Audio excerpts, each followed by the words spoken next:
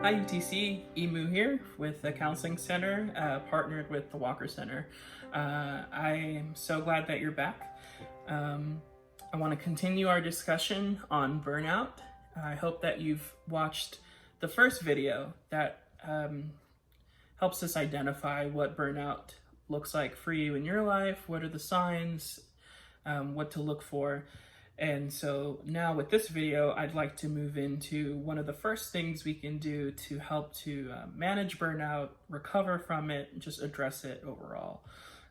So what I'd like for you to do is take out a piece of paper, something to write with, or if you're on your computer, maybe open up a blank Word document and just be open to typing something out or writing something out as we go along. I want this to be personal and pertinent to your life, and I think that this will help that. So what I want you to do is on your piece of paper, whether that's on the computer or a physical piece of paper, just at the top of the paper to the left hand side, all you're going to write is the word what, W-H-A-T, and then towards the middle of the paper, halfway down the page, you're going to write the word why, W-H-Y, and then at the bottom of the paper, towards the bottom, you'll write the word how, H-O-W.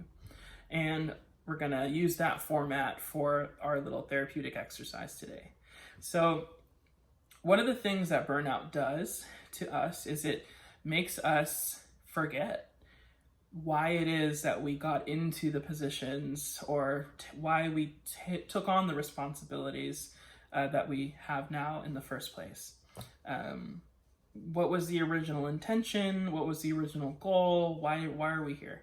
Burnout does a really good job of taking us very far from that original value.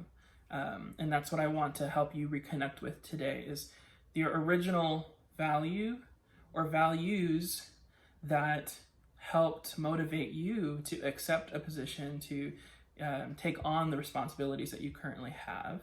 And with those values identified, help to sort of redefine your purpose or get you back in touch with what that original purpose was. So with the what at the very top, I want you to think about what are your core values, your core professional values specifically.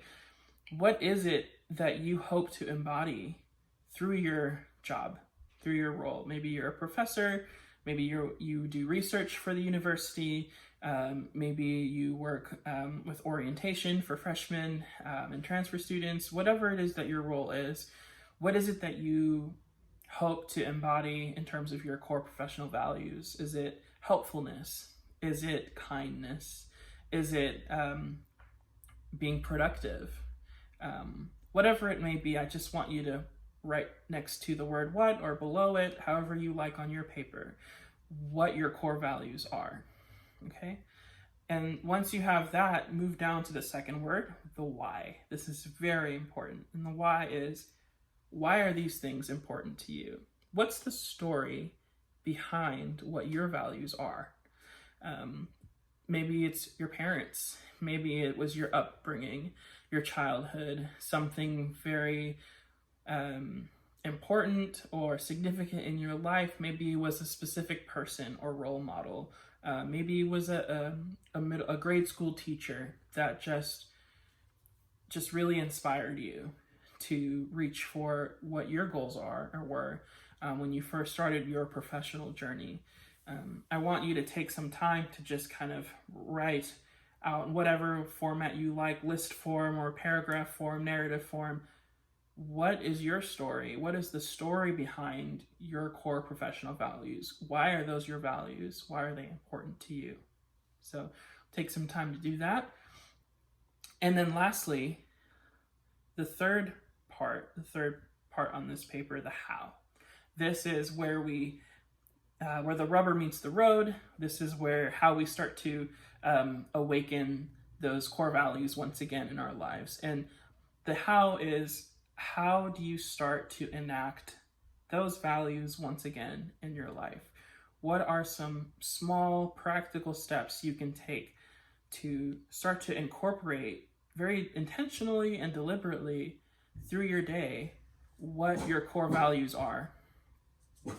So if it's helpfulness or something like that, how can you really, really speak to that through your daily tasks at work or at home, wherever you're at? If your core value is productivity or having a really good quality work and having results that speak very highly of you, maybe it's spending a couple extra minutes on a task to really, really give it just that extra polish so that you can really stand by it and be proud of it. Maybe that's something you've been missing in the last few months. Whatever it looks like for you, go with it. And I really want to encourage you to consider the smallest of steps towards reawakening your values as being super important, because the small steps add up to larger steps, and it all matters, it all counts towards you being able to manage your burnout effectively. So hopefully that little exercise was helpful to you, and maybe that was thought-provoking in some way for your life, and hopefully you were able to get something helpful out of that. So stick with us for future videos, and yeah, we'll see you soon.